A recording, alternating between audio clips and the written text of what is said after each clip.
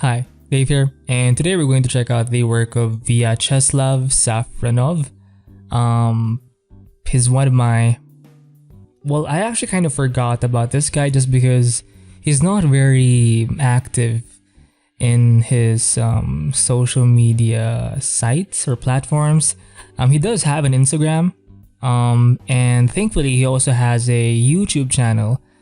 And again, he's not very active, but thankfully he does have a bunch of videos on his YouTube, and it's super cool just because you can actually see him paint, obviously. Fuck. And he has a very straightforward approach. I relate to this guy very much. He's more of a painter than a designer, I guess. Like, he has this artistic sensibility, right? And he likes to use the mixer brush a lot, which I do like. And a lot of his work is mostly fantasy-ish. There's a bit of a dark theme, but not that dark, you know? It's a bit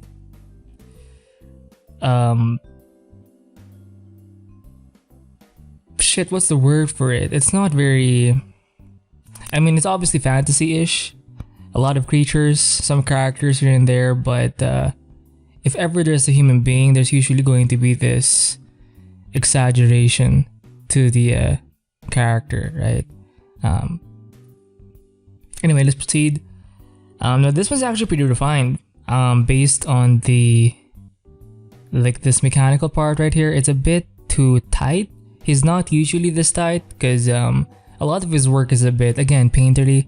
Kind of like the tree in the background, but it shows you that you can actually push further on your painting and make it look more finished, rendered, right? And he does spend a lot of time defining the textures when he paints, and you'll notice in his YouTube or in his videos where he takes time painting the the painting, right? And he has a very textured look. It's not that strong. I mean, fuck, what am I trying to say? His paintings look full, right? Even in his grayscale paintings, it just has a lot more. It has a lot more. It's kind of like Huang Jian. Oh my god, I'm forgetting everyone. But the point is, he's very, very painterly. And if you zoom in, you can actually see him add a bit of hue variety, not that much, but like, for example, in this part you can see a bit of blues, a bit of reds. It's not that vibrant, I would say. It's a bit subtle, but it's there, right? And he likes playing a lot with creature forms like demons, skulls and shit. So these are poster, I think, pitches for Dead House Sonata. Very, very interesting. He's more of an illustrator, I guess. He does call himself a 2D artist. I do the same thing because it's just a simpler way of defining your constraints. So this guy, again, is mostly a painter. But look at the energy here, right? Very, very realistic. Did he use a 3D model? It's hard to say. Maybe he did paint over something. Yeah.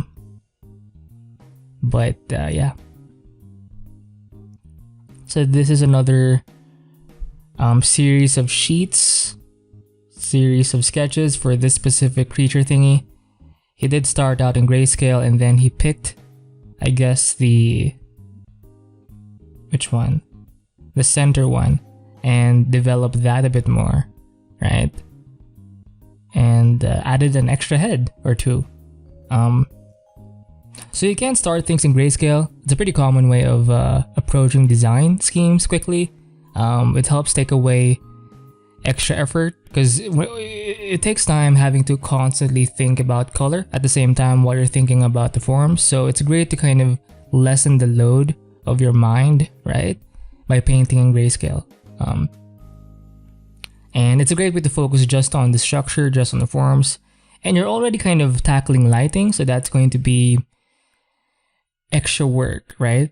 You're not exactly working with the silhouette. I mean, there is silhouette design in the beginning, but you do have to think about the forms, and the only way you can really see forms is through light, and that's more than enough, especially when you're trying to design something, and a bunch of things, right? Or a bunch of schematics for a specific thing. And yeah, he did add a flare effect here. Pretty cool, right? And I do like his straightforward approach. Again, a painter, right? Pretty common way of painting, but well, not that common. Because I feel like sometimes 2D is disappearing a bit, or 3D is often taking the lead sometimes, just because it's more, well, not better, well, kind of. If ever you're going to do 2D art, you have to be a bit unique, right? Because you have to find a way to stand out, because 3D is kind of the standard now, right? So if ever you're going to do 2D, make sure you have kind of a mastery to your style, right?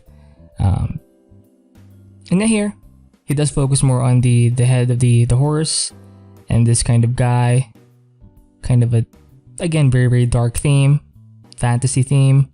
I like the way he did the sunset. And he usually starts with the background, a very, very standard way of painting, where you start with the background, the rough impression of the figures, and then he just refines it as he goes layer by layer. And he doesn't have a lot of layers. I think he does merge it sometimes. He's like John Wallenberto, except he doesn't use the round brush. He's more painterly, like an oil painter, right? There's way more flamboyancy, is that a word? He's way more playful with the way he paints, right? And he has brush variety, definitely, in his work. Now this one's a bit more rendered, a bit clean. Reminds me of the work of Norman Rockwell, right? Especially the face and this kind of headgear. It's a bit too tight. I mean, it's not too tight, like in a bad way.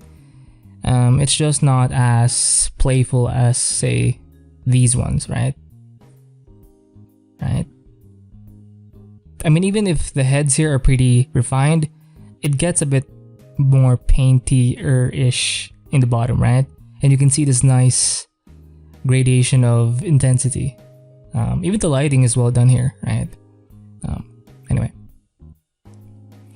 Here we have a shark, a flying shark about to eat a plane. Look at the way he did the sky, right? Great sunset or sunrise. And the way he does his organic forms, like the way he mixes not mixes, like the way each kind of chunk of organic matter overlaps with another, it feels very natural. Like if you notice in the folds and shit, it's realistic, right? Very, very well done. And I do like the way he showed the scars near the teeth, because sharks often do have a lot of scars near their mouth. So that's a nice detail there, right? So it's a flying shark. And again, there's not a lot of brush or shift hue variety. I mean, there is a bit of purples and yellows or pinks, right? But it's too subtle to even notice, right? And you can tell the face is way bluer, right? It gets kind of tealish or bluish green near the mouth, right? Just outside of the teeth. So it's pretty contained, right? But if you check out again his videos, he likes to use a bunch of brushes to achieve a somewhat textured look. Like you can tell he does have like a flat brush here, a flat rake brush. And he likes to go for the mixer brush look as well, where it kind of fades in and out, right? Where the paint fades in and out. And a lot of his paintings do have that effect where they kind of just disappear as they go further away from the main subject matter, right? Kind of like an oil painting. It has this kind of, well, not foggy, but a kind of moody look when you go for that kind of approach, right? So here we have a dinosaur, I think. Right? He doesn't do a lot of environments. He usually does creatures or characters. Anyway. So this is Tinkerbell, perhaps? And this is, shit, what's his name? The Disney dog guy. Anyway, but look at the folds again in terms of the organic matter. Right? The edge control is pretty intense here. And if you zoom in, you can see that kind of textured, painterly look. It's similar to the work of, what's his name? Raftor. I think that's his pen name, Raftor. He does a lot of dinosaur concept art or illustrations. Shit. I think it's Raphael something. Yeah, he does a lot of dinosaurs. That's the point. Yeah, very textured look, very painterly, right? Here we have a close-up of a face. I love the way the hair is simplified, right? Hair is a pretty complicated thing to paint, I think. Kind of for me. Just because I always think of strands instead of thinking of them as like chunks of something, right? It's actually kind of similar to the way anime hair is painted, right? A bit. Like the way he did the hair here. It's a bit flat.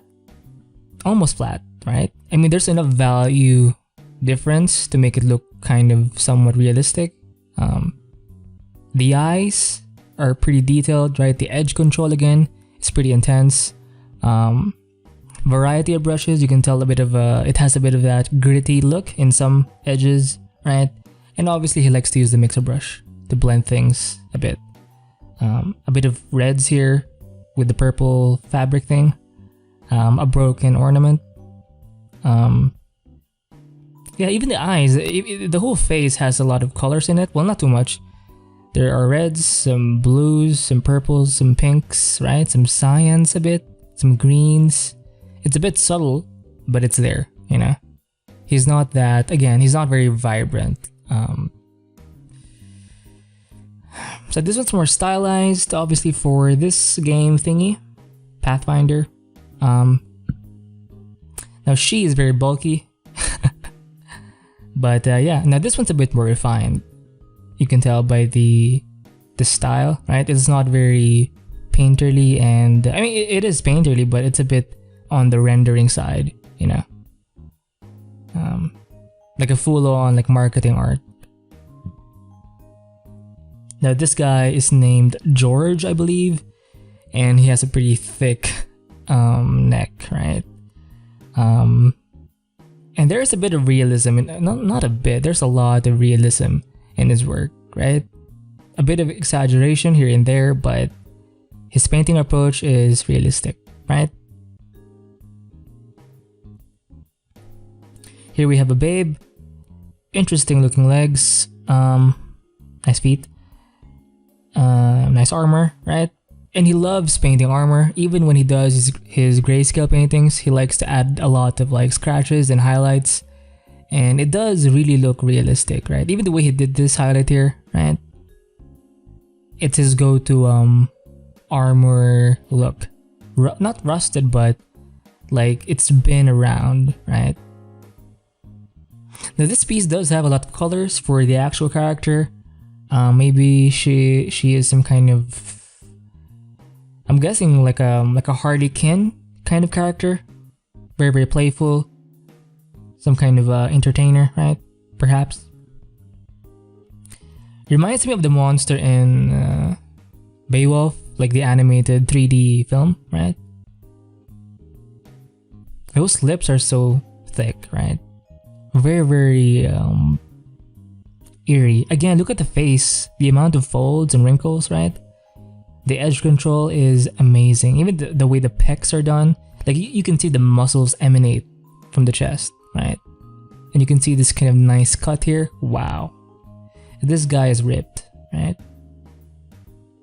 Nice AK-47 here. You can tell by the shape, silhouette. Again, that kind of highlight not rusted, but that broken up highlight metal look, right? Usually seen in his armor. A nice value range for the coat here, right?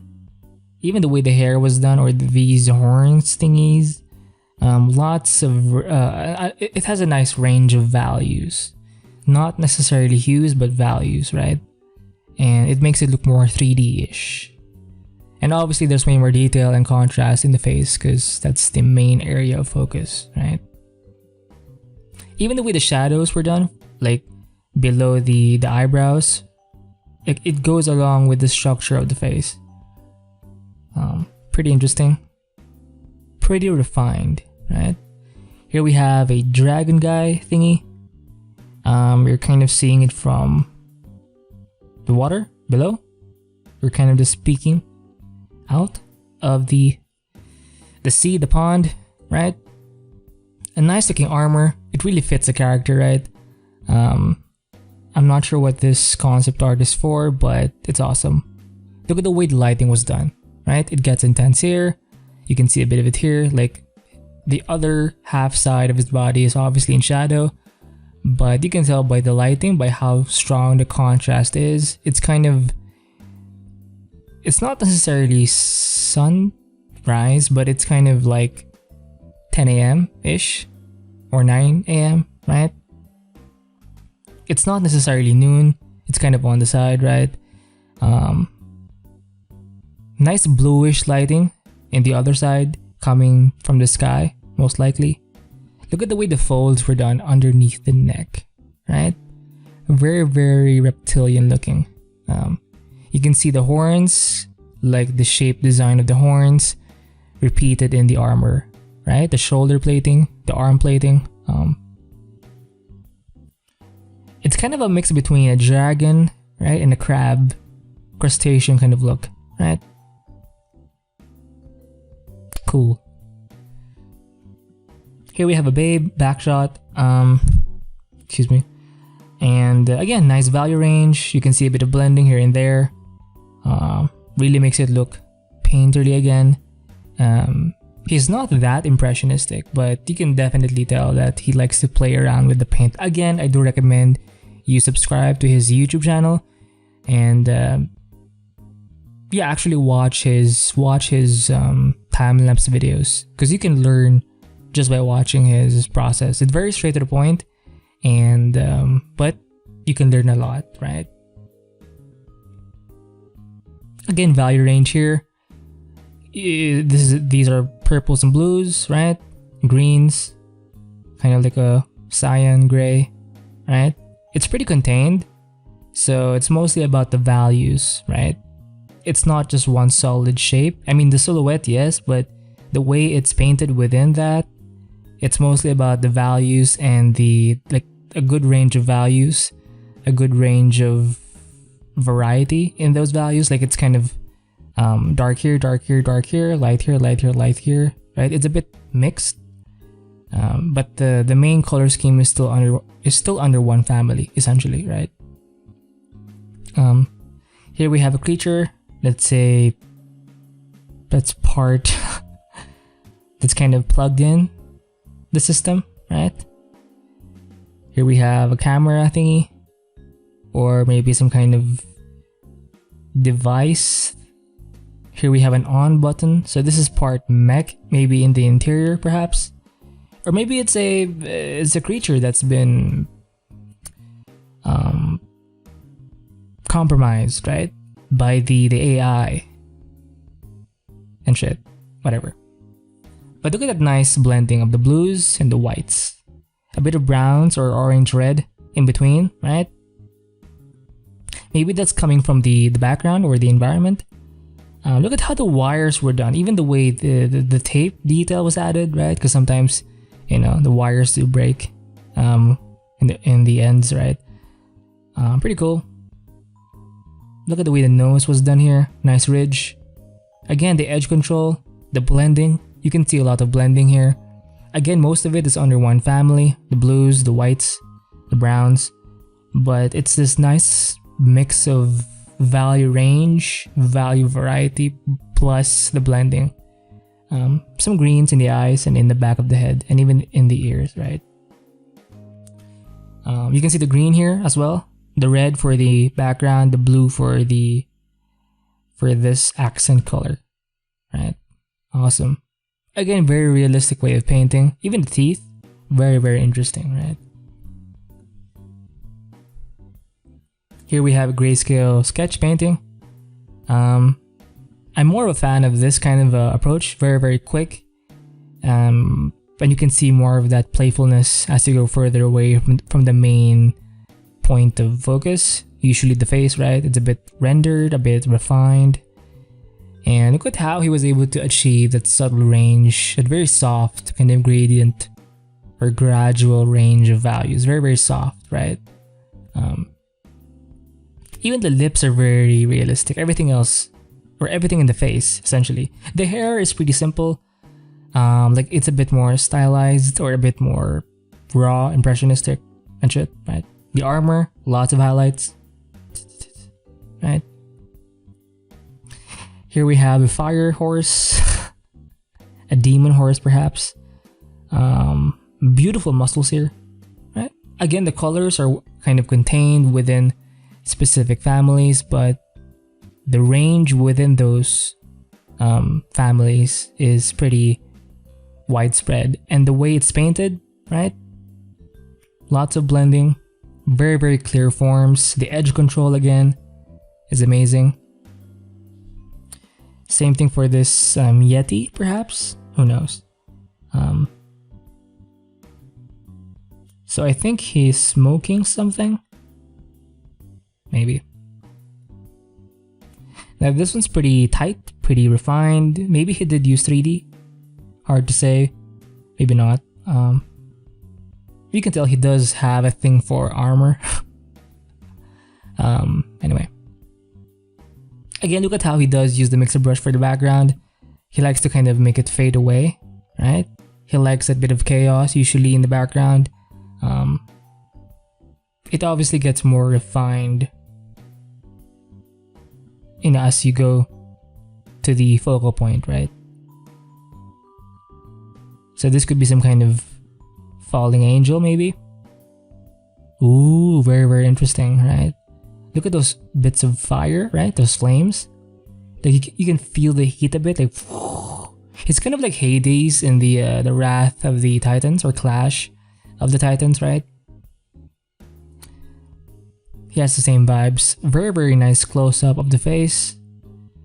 Obviously, they're skulls, right? But they're feminine, I think, or female.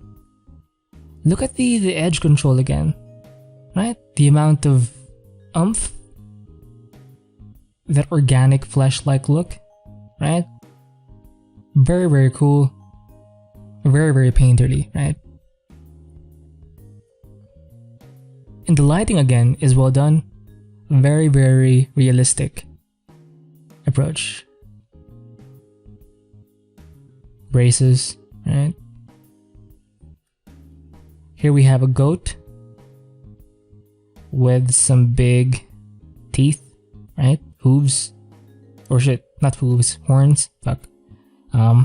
It gets very painterly in the fur, right?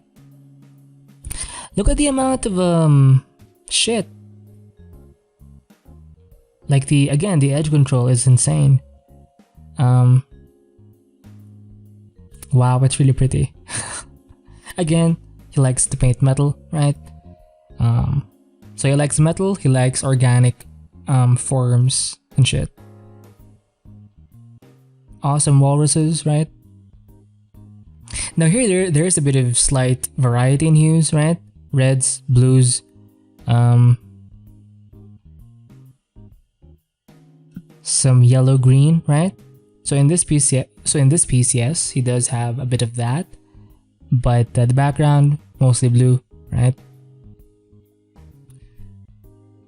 Interesting concept. Now this one's more of a marketing piece. Obviously, it's a way more refined, but it still has the same vibes. Lots of flying like fabrics, right? Kind of breaking off from the character, kind of like the demon guy or the fallen angel guy, right? Same thing here. Here we have, I actually thought that this was 3D in the beginning, but I do think it's just 2D, right? You can still see a lot of the paint strokes, right? It's kind of hard to see if you're kind of zoomed out, but if you just zoom in a bit and look closer, you can see a lot of his paint strokes, right? It looks so realistic though. Right? Very, very nice lighting. Very, very eerie. I think this guy is inside, like underwater perhaps, but there are flames and shit, so maybe he's standing on some kind of pool or shit, whatever, and shit, sorry. So here we have a babe, an Asian elf babe with a dragon. Oh no, it's called Demon and Girl, so this apparently is some kind of demon, and it's with the babe, the chick, the elf chick, right? Very, very interesting, right? Again, look at the amount of like, what's the word? The overlapping of different chunks of meat. And the way it's rendered, very, very realistic. Reminds me of the guy that does a lot of gouache paintings. He did the Dinotopia, I think, book. Shit, I can't remember his name. Oh shit, James Gurney, right? James Gurney, I think, right? Oh, here we do have a nice. It's not a very complex environment, but it's there. But it's there, you know. It's a bit of a full scene. You're seeing like the whole figure from afar. This one's more of a close-up, like this one, right? It's a bit stylized, you can tell. The proportions of this babe reminds me a bit of the work of Richard. Shit. His pen name is Flaptraps. Flaptraps, I think. He likes to use the flat brush a lot, and a lot of his women have this kind of proportion, right? And you can tell by the silhouette of this creature, of this babe, heavy, stronger shapes, right? Stronger shapes, more exaggerated, more bold. There's way more variety, I guess. Or maybe that's just because of the...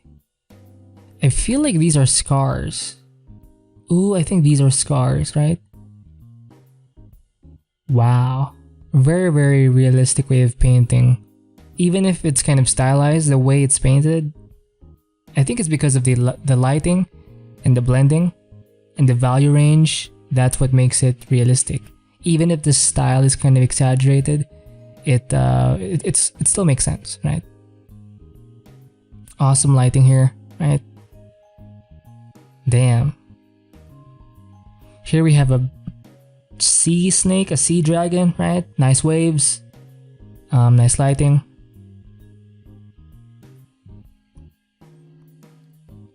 Yeah. I think this is blood, perhaps. Oh yeah, he does have a video of this guy. Okay, it's not loading. We'll move on. And oh, this guy, he does have a video of this specific creature thingy. It's kind of like a running chicken, dinosaur. There's way more hue variety, a little more, but it's still in the cooler bluish side. A bit of reds near the mouth and the ear and the eyes. Some yellow in the back, but hopefully this one plays well.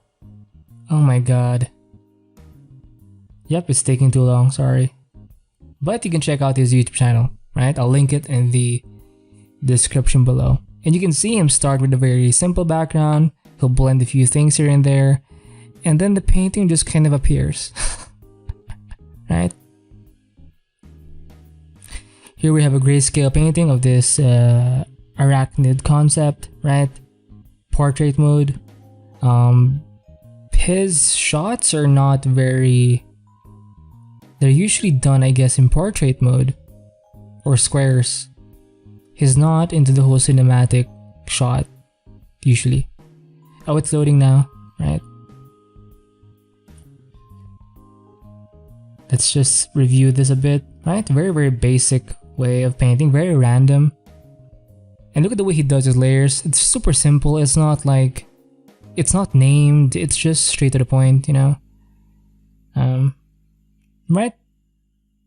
The way he starts his painting is more of, like, it's an impressionistic kind of approach. You're just trying to get the rough impression of the thing, right? And then as you go further, it gets a bit more refined. Well, maybe refined is not the word, but the forms are more apparent as you go further, right? And here you can see him use that edge control ability of his. And what's so interesting is that he color picks from this kind of color palette. Now this is obviously an older version of Photoshop, but it's pretty interesting that he would use this thing. It's kind of too complex for me, or kind of difficult for me to pick colors in this fashion or mode, right? But so he does zoom in to kind of establish or make the edges way more refined, right? Another video here, check it out on his YouTube, Grayscale. He spends more time in the face, obviously, because that's the main area of focus, the focal point. Yeah, we have a nice babe here. I think it's a beak. She's kind of crying, some kind of fallen angel perhaps. Very, very dark theme, right? We also have another video of this guy, right? Again, that very metal kind of look. Now this one's more sci-fi, I think. Yeah, some scratches in the armor, so this guy has been around. It's a great sketch, but again, or painting, very realistic, right? Look at the value range. It's well formed, right? It's not graphical in any way. Even if like the silhouette, like the main shapes in terms of like the overall shapes or silhouette is it can often be exaggerated, but the way it's painted within, that's what makes it so his, right? Very, very realistic way of painting. Awesome design here of this eyeless thing, demon creature, right? Nice chest here. Oof. This guy is jacked. Again, he likes to paint a lot of organic, biological things, right? Lots of folds, lots of, even if it's not too tight, you can still see that edge control of his being applied, right? And the brushes he's using, it's very painterly. He doesn't like using the basic round brush. He has a look to his work. He has a style, right? Here we have another babe. A demon babe. Again with the armor, he likes the highlights, the broken up kind of scratched look to his armors. Fantasy concepts, he likes horns, right? A bit smooth because obviously it's a girl and shit. It's a bit light, or the exposure is a bit too strong for the face. But obviously it's, you know, the lighting demands it, I guess. And you know how he does the hair? It's kind of like the same way he does the fabrics, right? The kind of the gown. Fuck, there's a word for it. Here we have concepts of some kind of fish, right? And some kind of elephant person. But again, look at the organicness of it. The organicness. Right? Like the way each kind of flesh or bit of meat kind of blends with another. You get my point. Very, very cool. Here we have an interesting, reminds me a bit of Anthony Jones, right? Like the proportions of some of his mechs are kind of like this. But again, realistic way of painting. Has a bit of Yankee vibes, I think, or Kiyang vibes, right? I think we reviewed this already. We also have another video of this in his YouTube channel. Some kind of Grim Reaper, right? Let's let it play. Hopefully it plays fast. So a rough silhouette, I think. A rough sketch, very, very basic. And then he added some shadows. And then from there he started blending, right? Blending. Again, from this stage, you can see that wide range of values, right? The different textures. Again, with the robe, the broken up edges, right? The way he does the hair is the way he does his fabrics or clothing or folds, right? Again, the mixer brush being used, very, very painterly approach. He zooms in for the edge control, right? And details, right?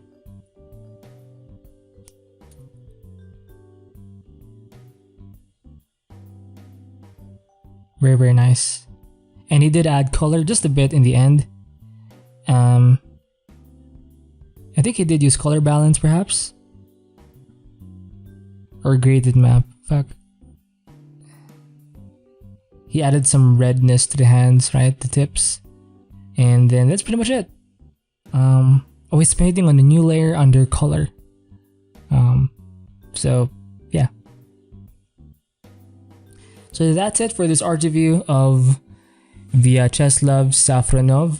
I do hope you enjoyed this art review, sorry. And yeah, subscribe to his YouTube channel, check out and watch his videos. He doesn't have much, but it's enough to kind of get you inspired, right, to start painting. He does have an Instagram as well, so I will link it in the description below too. So thank you for watching. Keep training, keep painting, keep learning, and stay free.